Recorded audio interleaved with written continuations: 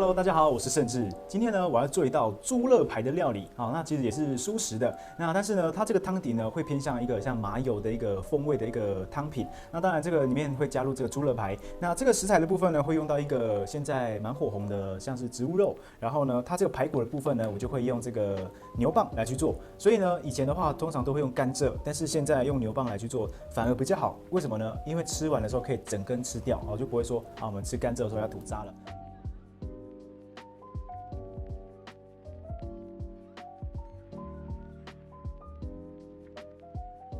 那首先的部分呢，我就会先来做一个猪肋排。那猪肋排的部分呢，我们就会用这个植物肉，好，所以我们就准备了牛蒡。那牛蒡的部分呢，我们就可以切长条一点点。好，那像这根的话，大概是抓20公分，那我们就10公分一段。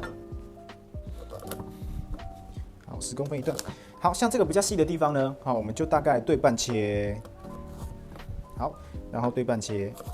如果遇到这个比较粗的地方呢，我就会一开始，好，切一半，好，再切一半，好，总共切4根。OK， 好，我们就可以放旁边。然后再来这个部分呢，我们准备的是植物肉。我们在制作过程当中的时候，它会比较粘手，手会比较黏，所以我们在旁边一个容器里面，加一点点的油，然后呢，手抹一点点油，好，就是比较不会粘黏呐。好，所以我们就适量的，好，把这个大概20-30克的植物肉呢，把它塑形一下。好，然后拿出一根，把它塑形在上面，好，就完成一根猪肋排了。好，然后呢，我们就放旁边，我们再持续的做，好，把这些的量呢跟料呢都把它都做完。这个时候呢，我们就在锅子里面加入一点的油，好，把这个猪肋排呢我们煎一煎。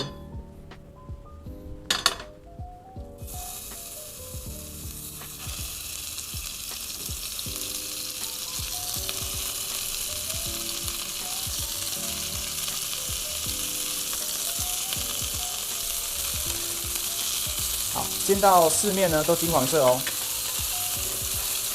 好，把它煎到金黄色，好，大概就是这样子，好，有点恰恰的就可以了。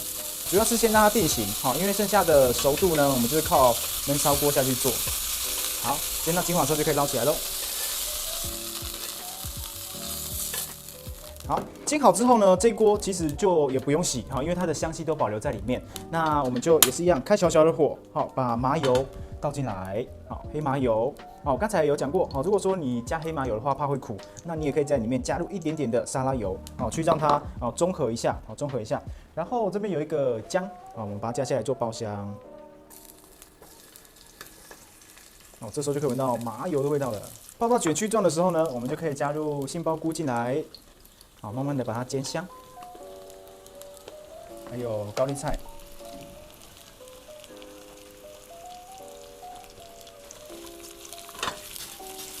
让它炒的时候呢，我们今天就会用这个焖烧锅来去做整个汤品的一个烹调。那这个呢是3公升的，好，那我在选择汤品的时候呢，会看一下它的颜色，那是不是很适合这个颜色？那在里面的话呢，我自己会先加入一些热水进来，就是配方上面热水的量。好，那一方面呢是让它先称好之后，等一下就可以倒进来。第二个呢，可以先保温，就不会先凉掉了。第三个呢，等一下我们拿出来的时候呢，这个内锅里面呢还是温温热热的，所以我们等一下煮完之后进来，它还可以保留这个温度在里面。好，就不会说我里面是冷冷的，瞬间就会降温下来，不会。好，所以我们就也是做到一个保温的一个效果。这个时候呢，里面我会加入一点点的酱油，好，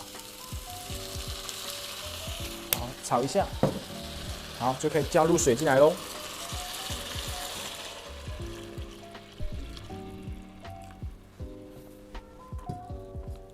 板豆腐也一并加下来，好，把它煮滚。红枣、生须跟香菇，好，也都把它加下来。煮滚的时候呢，就可以加入这个一点点的香菇粉，好，提一点点的味道。好，我们把它搅拌均匀，然后呢，就可以把它加到焖烧锅里面喽。这个焖烧锅里面呢，它有个内锅，好，所以我们就可以直接把它拿出来，好，把这个煮滚的汤都把它倒在内锅里面。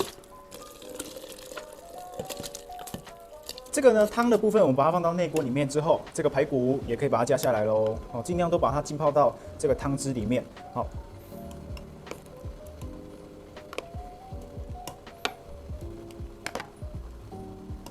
好，那我们就慢慢的让它煮滚就可以了。好，然后枸杞也可以放下来。其实我们刚才有加一点点的酱油啦，跟香菇粉提一个咸味跟鲜味，但是呢，我们可以靠一下这个红枣啦，或者枸杞，然后把它的甜味都带出来。盖上我们的内盖，然后把它锁起来。好，听到这个声音的时候呢，表示说它已经有锁紧了，所以呢，我们就可以在里面焖烧个20分钟就可以起锅喽。这个时候呢，时间到了，我们就可以把焖烧锅好打开来，好把内锅好，这个时候呢就可以闻到那种淡淡的麻油香，然后还有一点中药材的那种味道。好，所以呢我们就把它搅拌一下，好搅拌一下。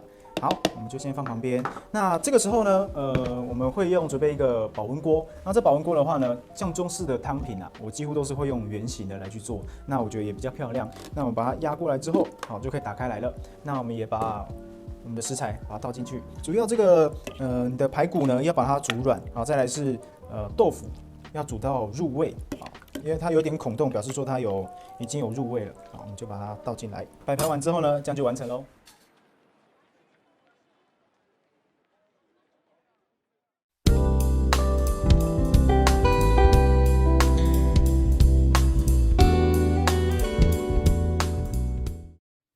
Casimir, chase your desire.